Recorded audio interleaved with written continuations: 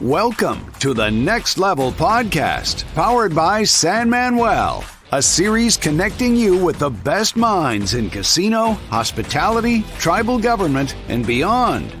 Enjoy the show. Hello, welcome Jessica Stops, VP of Tribal Brand Marketing and Strategic Initiatives at San Manuel Band of Mission Indians. Hello. It's amazing to have you on the show today. I feel honored. And I know you've probably watched the show before, and we always start with, tell me a little bit about your background, your brief origin story. We normally say in 3 minutes, but I know you have a rich history, so don't feel tied to the 3-minute mark. Oh my goodness, that's such a loaded question. Well, thanks first of all for having me on the Next Level podcast. I don't entirely think I'm all that exciting, but I'm going to do my best to stay, on par with the other people you've had on the show, on the podcast. Okay, so we'll just start from creation. I was created a very long time ago. I'm a member of the Crow tribe. So I was born up near my tribe's reservation in Montana and grew up in New Mexico. When I hit graduation age, I moved to Las Vegas. So I think I have a lot of that in common with people that you've had on your podcast before, as I started my career in gaming. Yes, I got your inspiration from that. Yeah. So I went to UNLV, got my degree in communications. I started my first job out of college. Believe it or not, I found that job the super old school way. I'm going to date myself. I found it using the classified ads in the newspaper. So I remember doing that as well. So I found it there, started working at Bellagio in employee services, planning employee events, employee of the year, those kinds of things. Ended up working for what I will say to this day was the toughest boss I've probably ever had. I'm certain that she made me cry on multiple occasions, but one might cringe at that. But I will say she made me a better person. She made me a tougher person. I knew to proofread like you wouldn't believe, or I would get in trouble. So she was a good boss. I worked for her for about a year. And I won't name names because I don't want to incriminate anybody, Then I went into corporate and advertising. So the in-house advertising agency at MGM, what was MGM Mirage at the time, now MGM Resorts. So I went there as an account manager, but I worked on sort of the corporate account, if you will. And that was just any project or any, campaign that involved more than one property. So if that was like, international marketing projects or, charitable giving projects, maybe even human resources. And so I had the opportunity to meet amazing people like Bobby Baldwin, Alan Feldman, Poonam Mather, people who at some point in the very, very early stages of my career put a stamp on it and helped shape the future for sure. So worked there for about 5 or 6 years, started M Life magazine there at MGM Resorts, left because I ended up moving to California. I was married at the time, and I ended up moving to San Diego and worked for a boutique hotel. I ended up working there for about 2 years. That would probably be, can I say, the worst job of my life? Oh, we've all had those. No shame. Yeah. That's where we learned from. Okay. So so we won't even talk about that, but that was about 2 years. And then I went to the dark side, is what I like to call it, which is advertising agencies. Still there in San Diego. I worked for about 10 years at different advertising agencies, one in San Diego, and then I moved to Kansas City for a short period of time and worked at another over there, but worked with clients like GE Lighting, Siemens Healthcare, Applebee's. So those were my clients. We were agencies of record for those clients. We then bid for the business for agency of record for the Mirage. And so I was able to sort of get my feet back into Las Vegas by winning that business with the agency that I worked with, and sort of took me back to that space where I felt a place that I really loved, right? I never really wanted to leave Las Vegas. And so was able to sort of get my feet back there by way of the ad agency business. So that was really neat. But I will say it was really difficult to go from hospitality and food and beverage and, nightclubs and really exciting, awesome projects to working on light bulbs and operating room equipment, with GE Lighting and Siemens Healthcare. But, you do what you have to do to figure it out, to fake it till you make it and make it work. And in the end, it all really kind of shaped who I am. So after that, I went to go work back in-house on the in-house agency side for a university system and helped create their in-house agency model for account management and for the traffic systems and all that. And it was there that I had the best boss ever. So, I'll end with positivity there. And then I worked for him for about 2 years. He was just really amazing and full of wisdom, much younger than me, but full of wisdom. And I learned so much by working there. And fast forward, after 2 years, I got the phone call with the opportunity to come work for San Manuel. And I loved what I was doing so much. And I loved this boss that I had, I went in there to tell him that I was leaving and was probably like 101, don't do this, but sobbing, sobbing because I was so sad to leave him and leave the team that I had built. And when I walked in, he said, "Oh my God, are you okay? What's wrong?" And I was like, "I'm leaving." And he said, "Oh my God, well, first I thought you were dying, but second, okay, let's talk about this." And so ultimately we knew that this was going to be a really good opportunity to kind of get back to my roots and really help do something really unique and different for San Manuel. And so here I am. I love how you said we, because a good boss will see that opportunity for you and be happy for you and encourage you, even if you're a little bit hesitant, right? Yeah. So you are here, you landed here. Can you tell our listeners a little bit about tribal brand marketing for those that may not know all that goes into that in your day-to-day?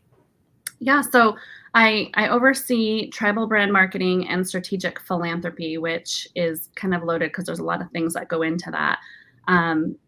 First and foremost, when I first started working here, there wasn't a tribal brand marketing department. I think the majority of all of the marketing aspects of things really fell to the casino, of course, naturally, and what I think people didn't realize too much unless you were really ingrained or integrated with the tribe or lived, near the reservation is how much they do for others. And, and on top of that, it was San Manuel Casino at the time. And so I think there was a lot of confusion between the tribe and the casino and the business, right? So wanting to come in and really create some separation with that and really build this brand is, I don't like to say the word brand because it's weird to think of a tribal nation as a brand, but they have really just what they do for others and what they do for the community, what they do in Indian country, what they do for themselves has created an image, naturally about, for others on who they are and what they do. And so wanting to make sure that we are being very respectful of how people speak about the tribe, how they display or convey messaging about the tribe. And so that sort of led to the development of this tribal brand marketing department. At the time, they had not had a website, even a tribal government website, since 2009. So we had some work to do. I created a brand book website, and a brand book isn't just like your typical brand book like you would at any company. It's a brand book that talks about them as a people and what they've been through and what's transpired to really give our team members and our partners and an opportunity to really understand them better. And you mentioned you have the brand book, but there's a lot of other things that you've done to help raise awareness. We have the Hamanat magazine that was created. Can you tell our audience a little bit about that and what the purpose was behind that? Yeah, so I created Hamanat magazine. We publish this 3 times a year. It's kind of has three different facets to it. So one, and first and foremost, is to really tell people more about San Manuel as a people, their culture, their family, their history, who they are, what they believe in, and how important sovereignty is, education, language, really just sharing those stories with others so that they get a good understanding of who San Manuel is. The other aspect to the magazine talks or showcases and highlights stories throughout Indian country. So it's really important to shine a light on those issues plaguing Native Americans, such as missing and murdered Indigenous people, the Indian Child Welfare Act. I mean, you name it, there are a number of issues that many, many, many people, most people have no idea about. And so we use this opportunity to educate others. And then, of course, we use it to tell our stories about the enterprise, right? So team members, highlights about our team members, food and beverage stories. You know, we wouldn't be able to do this without our fabulous chefs.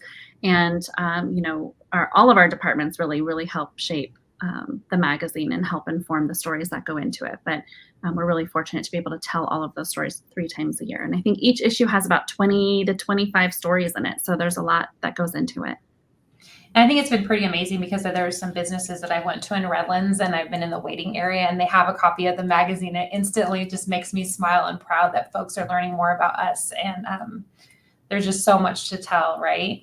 There is. And You know, sorry, just not to interrupt you, but I read the Tribal Council said, do you think we're going to have enough content to publish a magazine 3 times a year? And I thought, no, there's so much to tell. There's so much that they do.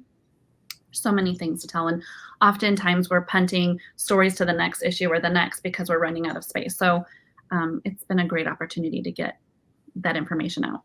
I love it. And speaking of getting information out, you also were a big part of the documentary series. So our listeners definitely probably don't know about that. So if you could share a little more information and details. Sure. So since I started working here, I would say I just celebrated my 5 years along with you, Serena. So I would say about the last 4.5 years, I've been working on what we're calling the San Manuel Tribal Documentary Film Series. And it is not widely known at this point, but it will be soon. But it is 4 episodes about San Manuel. But, you know, let me preface that with, you can't tell the story or any story about San Manuel without really integrating the stories, you know, and the histories of Native American people and what's you know, transpired over the years, and the atrocities at that over the years, and the successes. And so it's a Native American documentary, you know, also, and it's been really wonderful to capture their story, to see how they were nearly driven to extinction, only to rise from the foothills of the San Bernardino Mountains with great success and perseverance. And, you know, it's meant to capture the oral histories for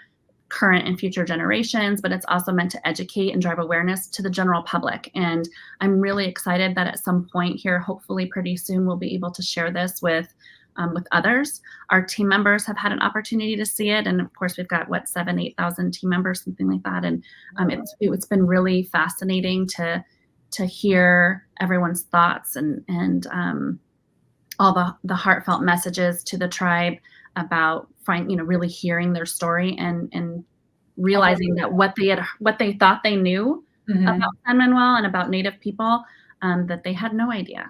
Yeah, the documentary was definitely eye-opening and very emotional.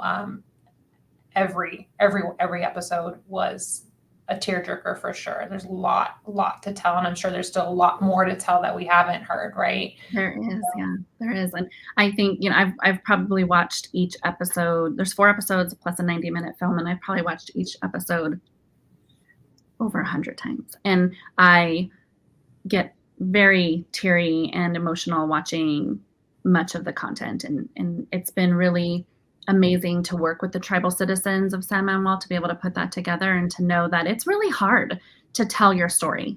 Hello, it's hard for me to be sitting here with you to talk about me. It's really hard to tell your story to others, and to be able to trust that whoever you're telling that story to is actually going to be respectful of your words and your thoughts, and carry out that story the way that it's meant to be told. And so I think that we've done a really good job of honoring that history and protecting the story and sharing that in a really beautiful way. So I'm excited for people to see it soon.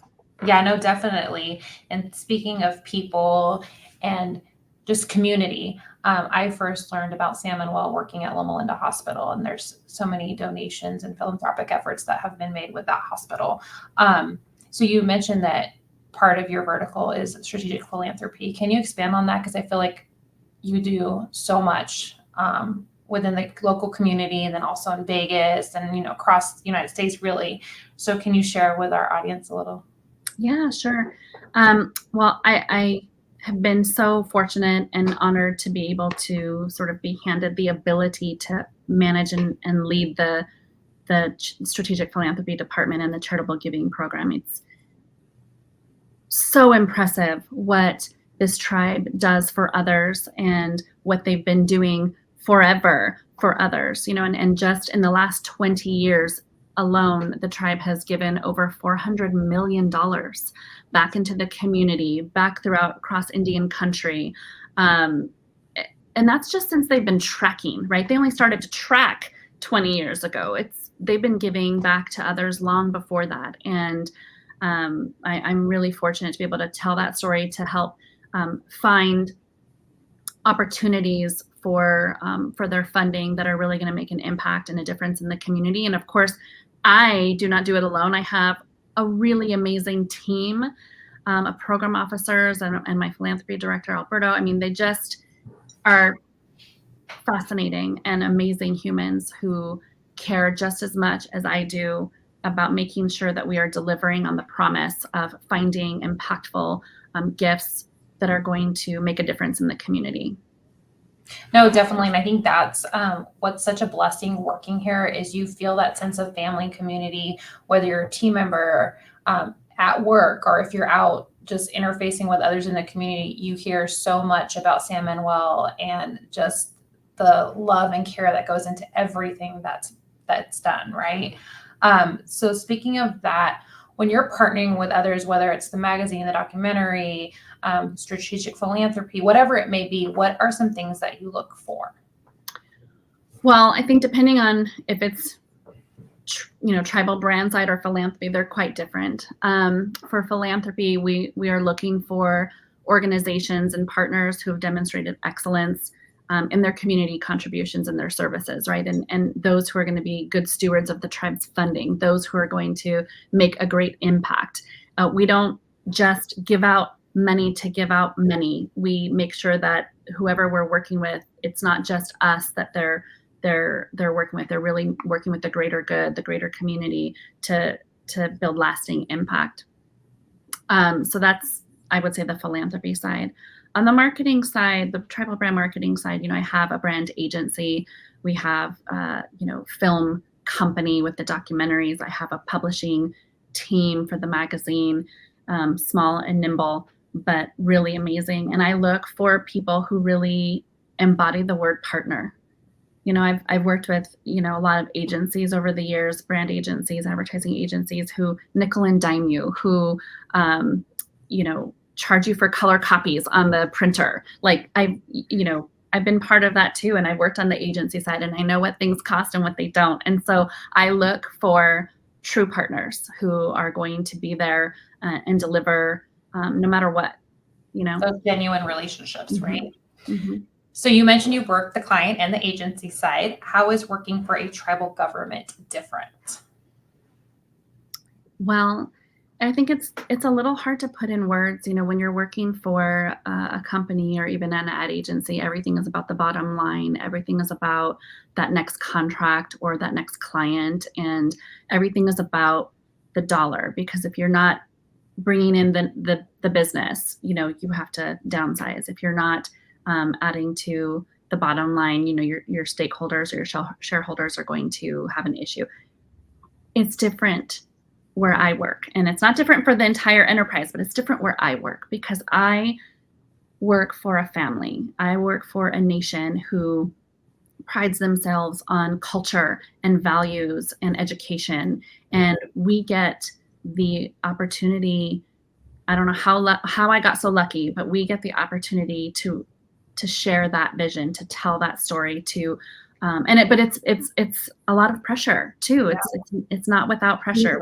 We make sure that we have to uphold that responsibility to them as a people, and to make sure that we're doing right by them and all that they do. And you mentioned you're a member of the Crow Tribe. How has that shaped and guided what you're doing now? Well, I would say it's made me look at things a lot differently. I didn't grow up on the reservation. My dad did mostly, and my dad's brothers and sisters. He's got 10 brothers and sisters. They have between them 40 kids. I'm one of the 40 kids. And then there's like 118 grandkids. Oh, wow. I don't have any kids, so all those kids are coming from oh my goodness. But that's a lot of humans that I would say most of them live on or very, very, very close to the reservation.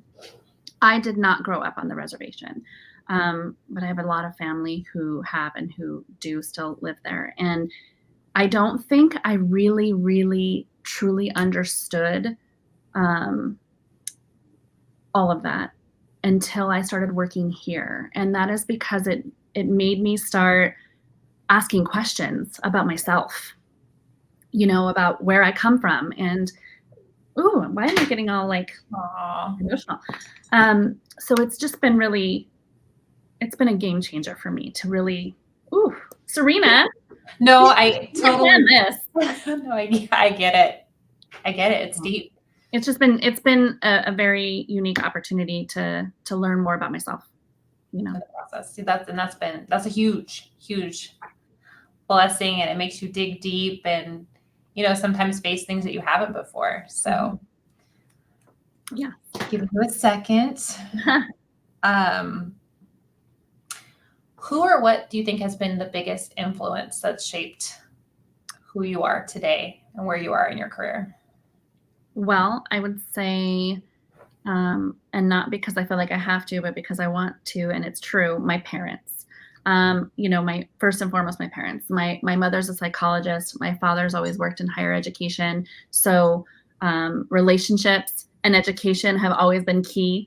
I'm extremely close with my family. So I think that has a lot to do with how I've come up in the world, if you will. But secondly, and if we're talking about business, working at an ad agency it really changed everything for me. I think, working at an ad agency is unlike anything else, in my opinion. You learn all you need to know about confidence and time management and attention to detail and problem solving and flexibility and relationships, and because you don't have a choice. And and you work hard when you work at an ad agency because you don't have a choice, but you have fun. And I think that's really important too. And so I learned so much in those 10-ish years of working at an ad agency, for an ad agency, and with those people that you become really close to. I apologize for the ding. No, you're fine.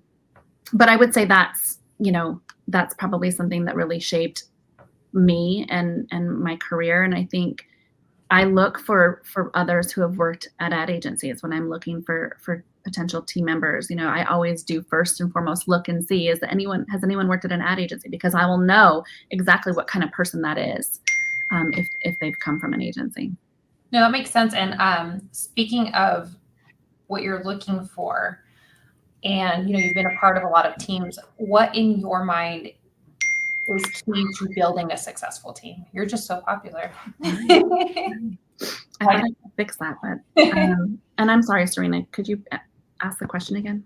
You've been a part of a lot of different teams, and you mentioned what you look for. What do you think are the keys to building a successful team of your own? Well, I think you look for traits and elements that people embody, and I always hope that people are bringing their diverse set of skills to the team that they are good collaborators and communicators, that you can trust them. You need to be able to build that trust with your own team. I mean, that's really at the heart of what makes, I think, a really good team, is trusting each other. To be able to share openly and honestly, your feelings and your thoughts and your strategies and your ideas, and not feel like you can't. I always look for team members that want to continue their learning. And I'll just share a story. This is just an example. My philanthropy director, before he was a director, he was a manager. And when he became manager, when I made him a manager, I gave him the book, The First 90 Days. And he read that probably twice, knowing him. And when he became director, he read it again. And what I love about that is that he didn't think, oh, I've already read that, I already know what's in that book. Like, he has a desire to learn over and over, and let me read it again, because there's probably something I didn't realize, that I need to learn from. So I love having a team that continuously tries to keep learning, right? And bring new ideas to the table and teach us all, And then, of course, those that are grateful and have an appreciation for others. I mean, these are all seemingly basic, but you have to really think about those when you're looking to build the best team. No, definitely. And then once you bring people on, I remember on my first day, you're at the same table as me. We were at a manager's meeting, and I'll never forget that you told me that day, feel free to reach out anytime, you're here to support me. And I genuinely felt that, and you've made me feel that way over the 5 years. So outside of me, what do you do and say to make sure that your team feels part of the family and supported? I think I appreciate that you remember that. Yeah. Thank you. I think you just have to let people know that you're there. And then genuinely be there. Genuinely be there. I mean, I would hope, and I think my team knows they can call me at any time, really any hour, if we're being really honest, and I will be there, and I like to do that for others who are not in this department, because I know what it's like to be new. Yep. It's terrifying. Especially in the industry. Because we have a lot of folks, that don't come from a casino background, and it can be very overwhelming. So just making them feel at home and not afraid to ask any question. There's not a silly question, right? Because this is very different than any other industry. So and tribal government, working in tribal government is very different. Oh, definitely. And working for San Manuel is very different. And so I from having worked in a lot of different areas, I can see how unique it is, and it's important that we share all of our knowledge with people who are coming in, that to help them prepare and get excited and be ready for what's ahead. Yeah, no, definitely. Speaking of excited and what's ahead, what is your pull or motivation that keeps you energized? So what's my motivation? I think just, if I'm being really honest, I love coming to work knowing that I am part of something much greater, that I'm a part of telling the story, protecting the story, respecting the story, and that I'm allowed to work on these things for this great nation, and that they trust me and they empower me to do this for them. That's it. That's what, that, and of course the team that I have a really, really wonderful team. So I think, those two things alone just really get me out of bed every day. And correct me if I'm wrong, but I feel like we've both been here for about 5 years. I feel like the time flies by, because there's never a dull moment, always something new. And no matter what department you're in, you feel that collaboration and that team, that we're all one team, right? And I think that that's a differentiator for us here at San Manuel, definitely. Yeah, I agree. And I think most companies and organizations like to say everyone is connected and but we've all come from other places. Yeah. And we all know that it's very different here. And it's hard to put it into words too. You just have to be here. It's a very unique place. Everyone should want to come work here. Right? What do you like most about working in this industry? Well, I think, things change so fast. I feel like I have a lot on my plate, Yet I also feel like I'm not doing enough. So I've always been the kind of person where if I'm not like completely overwhelmed, I'm not doing enough. And so I'm excited about the opportunities for new things that are coming down the pipeline, even some things I can't talk about right now, but excited about what's, that there's just always something new to work on. It's ever changing, and there's always new things and programs to deliver. And we both mentioned that, things are always moving fast. So how do you prioritize when things around you are so chaotic, right? It feels like, even if you thrive in that type of environment, because I do too, but I don't know if it's so much prioritizing, because if you saw my desk, you'd cringe with all of the sticky notes and lists and all that. Somehow I know what's going on up in my head. But what I do appreciate and really pride myself on is surrounding myself around with the right people. So I can't do it by myself, and recognizing that I can't do it by myself, nor should I do it by myself, but making sure that I have the best team, the best partners, the best agency, the team that is going to make sure that I know what I need to, what I don't know, right. Because I am spread thin, like most of us, and so, just making sure you've got the right people in your circle. No, I would definitely. Work or personal, right? So. Right. Yeah, definitely. Looking back on your diverse career, is there anything that you would have done different in your journey? No, because even the scary parts made me who I am today, and so maybe I wouldn't have left Las Vegas, if I hadn't been married and moved to San Diego, maybe, something like that. But also I wouldn't have been here if I hadn't left Las Vegas. So really everything takes you where happens for a reason, takes you where you're supposed to be. So any advice to your younger self? 1000% yes. I would tell myself, not for everybody, but I would tell myself, Jessica, don't get married at 22. Go explore the world first. Go explore the world. Don't get married at 22. I tell my little sister who's 27, I tell her all the time, please don't do what I did. Please don't get married in your 20s. Wait till you're in your 30s. I think most people, and certainly women, in my opinion, really start to know who they are when they get into their 30s, because they've lived a little bit longer, to be able to shape that. So I would say to myself, do not get married at 22. And then what's that? It's funny you say that, because I tell my children the same thing, right? Not only so you can travel, go explore, but also I don't feel like you've had a chance to really go through life experience. Most of us haven't, some of us have, right? Yeah. That make you and shape into the person that you are in your 30s. So I definitely would agree, like, just wait till your 30s. I think the other two things would be to take the vacation. I'm notorious for not taking the vacation and working. And then also don't make work your life, which it's too late for me now, but that would be the advice I would give to my younger self. I love it. So you've been in the industry for some time. What are some key changes that have happened since you've joined? With the organization, I'm sorry, is that what you? The organization, and then just maybe even we're still in the Vegas scene somewhat, through some of your work that you do. So just anything, changes you've seen, trends you've seen, things you've learned from them. I know that's a loaded question, right? It is.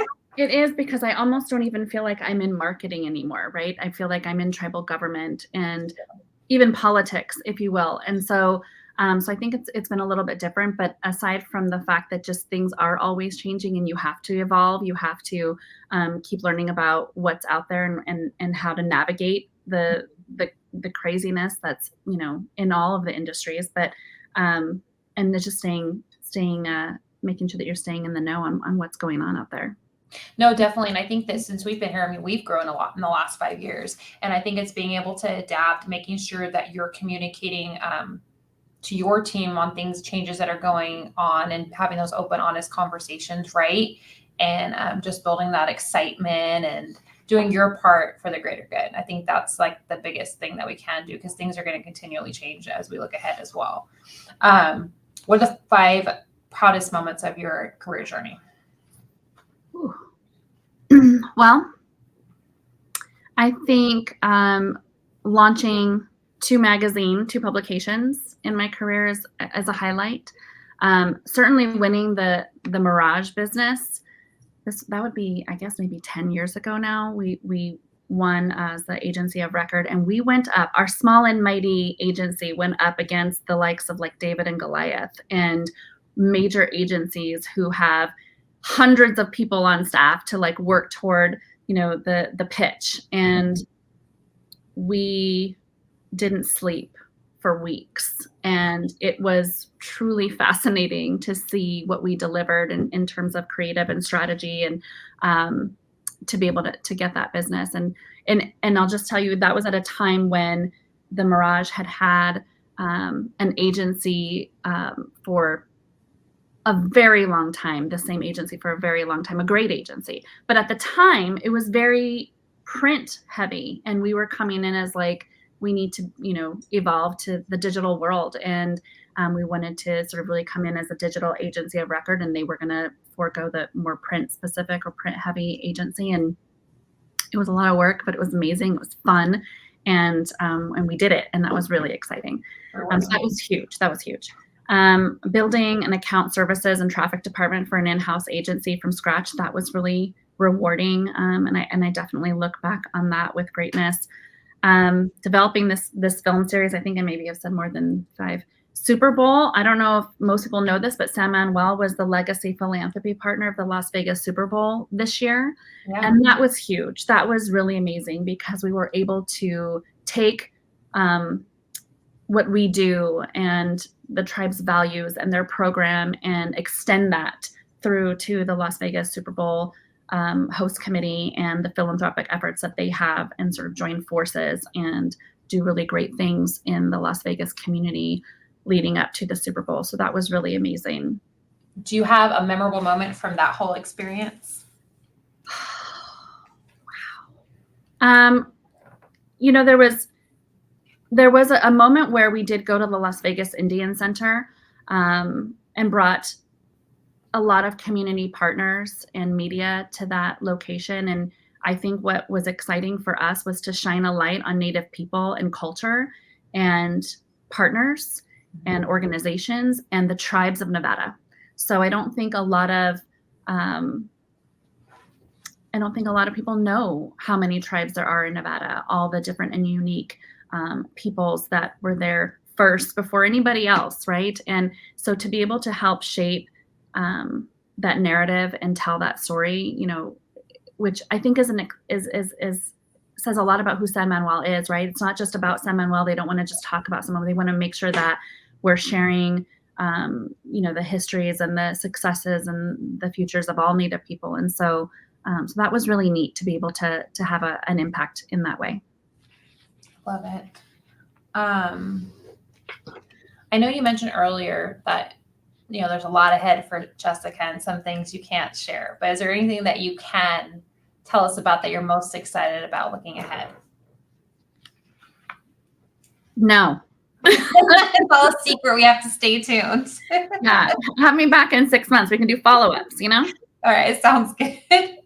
So talking a little bit more about you, Jessica, is there a daily routine that has benefited you that you would recommend to others? Well, I wouldn't say it's daily, but I try to go many times a week to Orange Theory. And I feel like people say, oh my God, do you love going to work out and going to Orange Theory? No, I don't like working out, but I don't want to die young. So I go to Orange Theory to create that benefit of hopefully not dying young. And so that's, I would say, the thing that I try to do, regularly throughout the week. So and it's definitely important to, take care of yourself as well, as busy as you are. I know you've recently taken up traveling. What is your favorite place you've been thus far, and where you're looking forward to going that's on your list for the future? Last year, I took a lot of trips. So when I hit the 4-year mark with San Manuel, I hadn't yet taken a vacation. And so I loaded up last year, and I went to Italy, and I went to South Africa and the UK. And I would say last year, that was probably the best trip, was to South Africa. I went on safari. I went with some good friends, and it was people had said, I think that's going to be a life-changing experience kind of trip for you. And I was like, okay, I'm just going on a trip.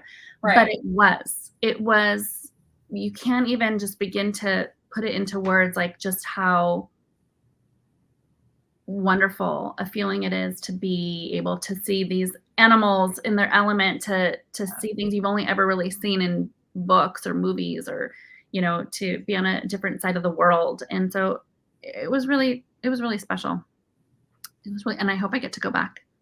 So is it anywhere else other than going back to South Africa that you want to visit in the future? Well, I am going to France in December, and so that'll be awesome. I've been to Paris a couple times, but I'm going to Paris and then taking a riverboat cruise in France for like 7 days, something like that. And then my best friend's getting it's her birthday, so we're celebrating her birthday, her 50th birthday in Marseille. So that'll be really cool. That'll be amazing. I'm now a traveler, so you have to go somewhere every year. You for recommendations. I know you mentioned that you have recommended the first 90 days to your team for a book to read. What other book suggestions do you have? Yeah, one that I pop off the shelf periodically, probably more than that, is Principles by Ray Dalio. So I think there's just a lot of really good decision-making guides in there to help you, not only just personally, because there's a lot in there personally, but also professionally. So like sort of rules for navigating life, you know, and I have given that to some of my team members before as well. And that was given to me by my boss, but the best boss that I had. He was best boss before I came to San Manuel. Let's that. That's one of my favorites. I also, for those who are in the ad agency space, but even those who are not, you know, I definitely like to give a lot of my employees The Art of Client Service by Robert Solomon. So it is very ad agency centric, but there's so many rules and guidelines and lessons for how to be better at a lot of the things that I then carried on to another life, to another career, right? Whether it's how you become the best client service partner. And in everything that we do, we're in client services. The tribe is my client, right? Everyone is my client. I have to make sure that I'm delivering results and building those connections and those relationships. And so it definitely provides valuable lessons that I think you can, you know, take to any industry, really. And I know that you recommended podcasts to people on your team. Any anything that you would like to share now? I think the one that I go to most that's more sort of thought-provoking, strategic, more business-like is the Diary of a CEO with Stephen Bartlett. But on a fun side, and I take that's wrong, it's not fun, but on a non-work side, it's Up and Vanished, which is more about sort of missing Native people and investigations into finding those people. And so that one certainly has me going back over and over again to the next episode, you know, trying to see what's happening in that. So I love that series. I highly recommend it. Both of them. Okay, I took a note of that because I need to find my next podcast.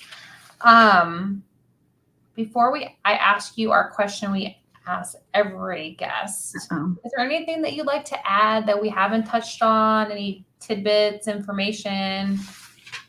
Putting you on the spot, I know. No, I think just, you know, one of the things about my career, I wasn't a media buyer. I wasn't a copywriter. I'm not a graphic designer.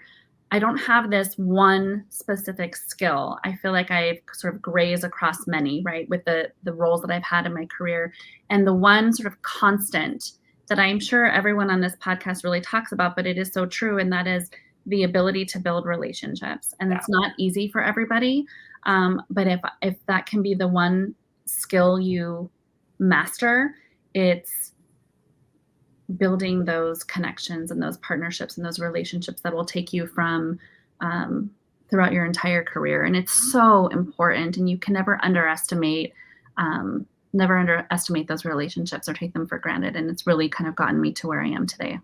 No, definitely. I 100% agree. I always tell my kids that they're in college and, just starting their journeys. And I tell them that networking, our mentorships, they're both pivotal to your success, and help you to keep learning and growing. So I definitely agree.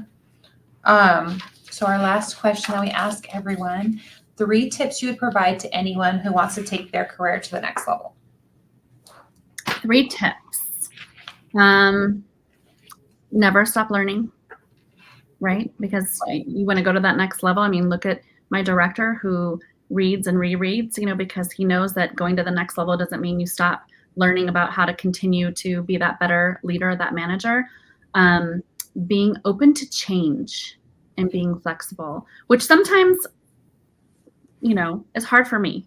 Mm-hmm. And my boss now will probably say that sometimes that's really hard for me. But you have to adapt and you have to realize that you can't control everything and you just have to go with the flow and be flexible to go with the direction that we're going in. And then I'm going to come with a risk. What's right? That?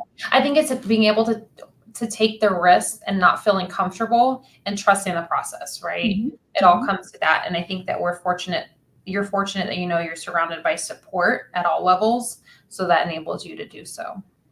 Yeah. And I would say I'm going to go back to relationships, So you want to take your career to that next level, start to reach out to people in those areas and connect with them and build that relationship. You're going to learn from them over time. And if you don't get that job, next year, next month, you're going to get it. You just have to surround yourself with the right people. No, definitely. Thank you so much, Jessica. It's been a pleasure having you on the podcast today. And we'll have to visit with you after you do all the fun and exciting things that you can't share with us today. We'll have to circle back. Thanks again. Have a blessed day. Likewise. Thank you. Bye. Check out more episodes at thenextlevelcareers.com.